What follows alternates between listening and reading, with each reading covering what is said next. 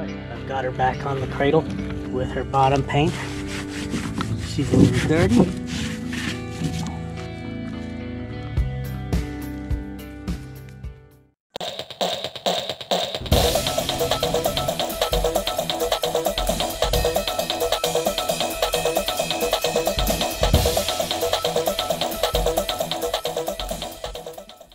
Alright, the job for today is to get this thing wired so that I can get all the foam poured into it, and then we can move on to decking. Alright, I'm using 8 gauge copper wire. This is stranded, but very finely stranded. It's got this silicone jacketing, so it's very flexible, and that'll keep it from fatiguing and breaking in the future. From the battery box area, I've run some of this bilge, I guess it's hose, but I'm using it as conduit, and I've run it to here, and this is where my pump is going to be for my live well. I'm going to terminate it on this bulkhead. I'll probably drill a hole right here.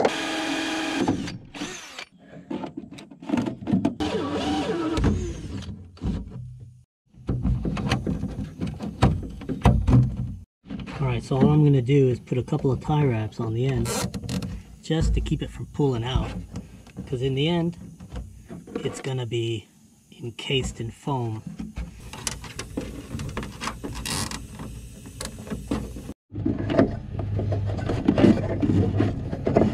Always run downhill when you're pushing wire.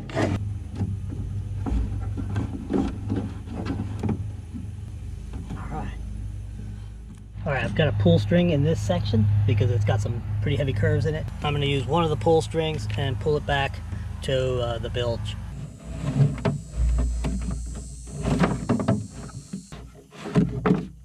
Alright, so I've got a nice slack loop for mounting everything on a good ground and positive bus.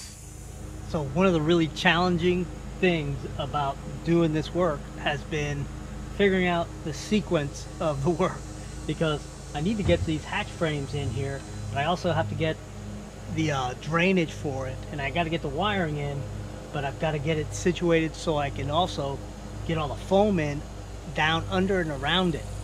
So before I install these permanently, I've got to get drainage out of these 2 hatches, because these are the watertight hatches.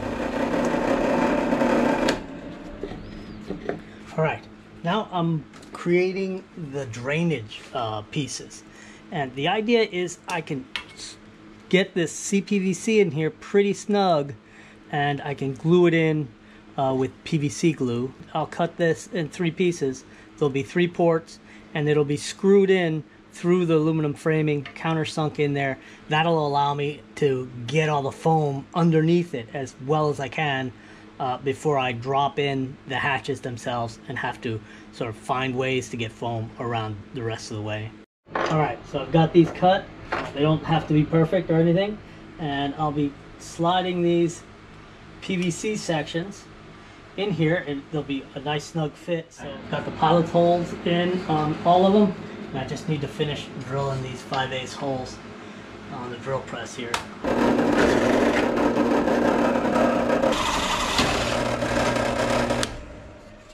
Alright, so these will go in here, and then I just got to countersink these holes so that I can screw them in with these tiny little screws. So let's get at it.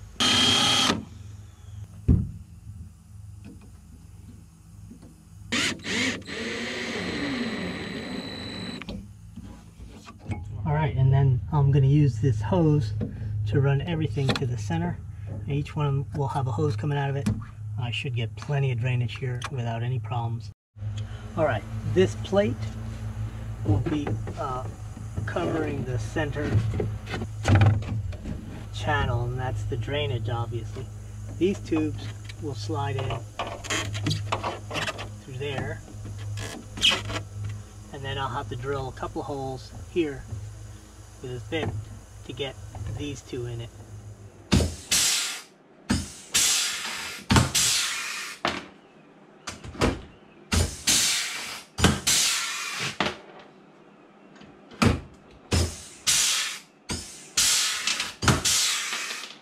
All right, so putting together the actual hatch boxes, and you can see this is my drain, and I've done a similar treatment that I did to the actual gutter drain, where I have a block. It's a PVC block with a piece of CPVC glued into it, and then it's screwed in, and it's at the very bottom, so it'll drain right to that lower spot. So even if a little bit of water gets in there, it'll leave pretty quickly, and then this will get connected to the main drain in the center of the boat. All right, I still got 4 more rivets to go. Let's do it.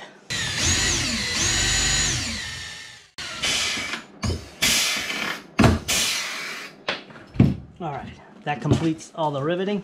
This bad boy's put together. Let me show you the 2 of them side by side. All right, here they are side by side. You can see a little bit of a difference in between the frames, because once I did this one, I realized I was eating up a lot of my opening with this really big angle. And I went from a 1.5 to a 1-inch angle on this one to keep it nice and open and give me the maximum opening. That's what happens when you're doing your first one. You kind of learn as you go. And I didn't want to undo anything that I had already done, because it'll work.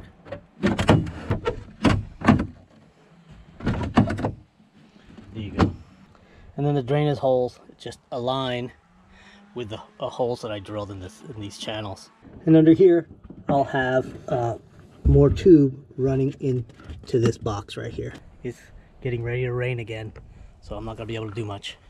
So now that I dry fit them, I know that I'm going to have this drainage come over and then drop down into that box. I'll have a T in here. All right, so that's what it'll look like. This will actually just sort of stab into that top of that drain box. All right, so while it's raining, I'm going to get this steel plate cut to size. Now this is a piece of plate that's going to be underneath the seat on the bow, and it's there to add a lot more rigidity. It's only a 1/16 of an inch, but it's steel.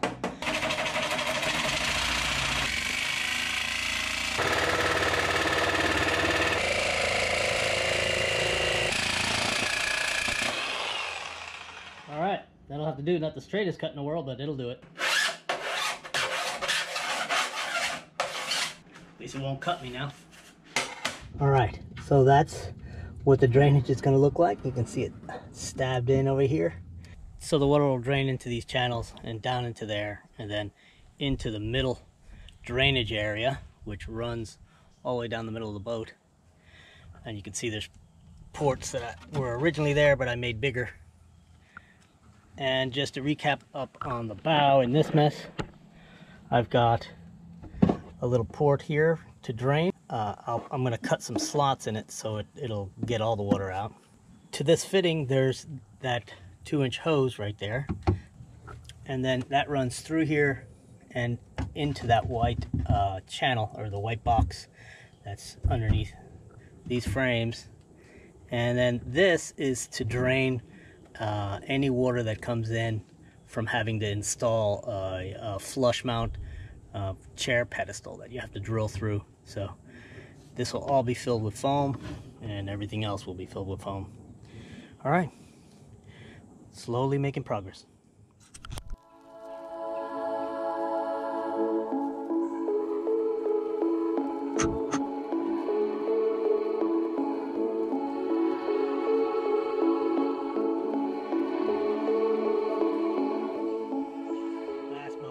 I've been pouring in the expansion foam, and I've got this partially done, but I got quite a bit done for the back part of the boat, and the cockpit is complete. I'm ready to deck this with a little extra work. And I'm using this stuff from Polymer Planet. It's a 2-pound density foam, so that means it's pretty dense. It will actually hold a load. It actually has the capacity of being slightly structural. And those 2 gallons will give you about 8 cubic feet. And I'll probably be able to get about 7 of those 8 into the boat. And that'll give me about 423 pounds of flotation when you subtract the weight of the actual foam, which is like 14 pounds. And that's much more than this boat will ever weigh. And so it'll be unsinkable. Now I've got my wiring run. This is the power wire that's going to go to the very bow for my trolling motor. And I've got auxiliary wiring for the courtesy lights, the running lights in the front, and the anchor light in the back. Everything will terminate in this switch box in there. I've got all my conduits and drainage ports are all encased in the foam, and so they're not going to move. I can take this stuff off and I can get these ready, cut flush and ready for decking. And I'm starting to use the old styrofoam from the boat. I mean, this is 1962 styrofoam, and so I'm gonna jam it into everywhere I can and then fill in all the gaps with the pouring foam. Right now I'm gonna seal all these little edges around these tubes, around this little tube here, to make sure the pouring foam doesn't go in there, because it really spreads into everything. I've got to make sure that the walls of my compartments are sealed so it doesn't get a bunch of foam in it as well.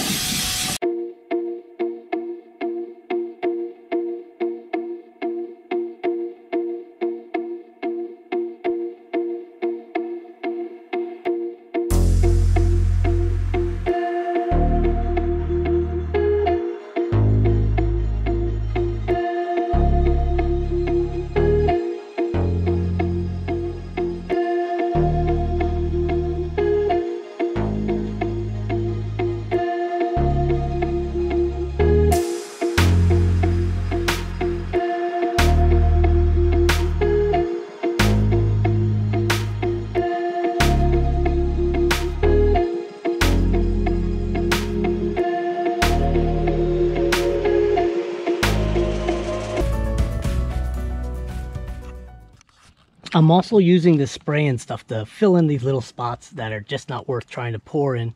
And so just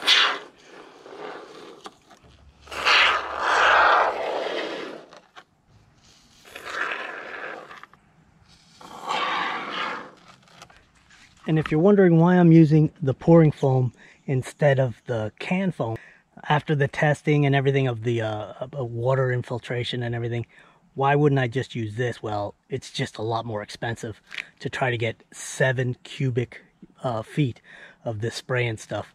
This is probably about $40 less for the same amount of you would get in a can. Plus, I would have to buy, geez, a bunch of cans. You don't really get much in these cans, and I just think that's a lot of waste and a lot of cans in a landfill. Alright, so it's like putting whipped cream on your dessert. It's all slathered up and ready to get poured foam around it. I'm going to go ahead and finish pouring that, get that to the top, and then I've got to consider how I'm going to mount some of the permanent features. And then I've got a couple of extra aluminum structural pieces to go across here and over there and at the ends of these and here and there. So I still got a little bit of aluminum work to do, but mostly it's this expansion foam stuff.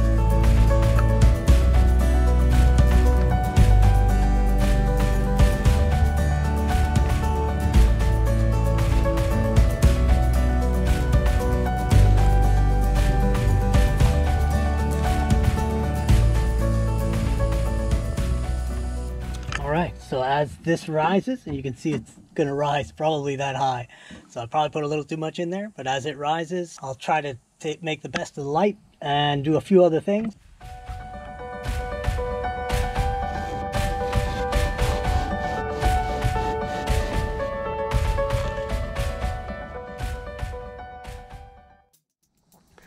Alright, well, I did do a little bit of extra after I put in the foam. And here you can clearly see where I've cut it away, and I've cut the cone out for the drainage for underneath the seat cushion.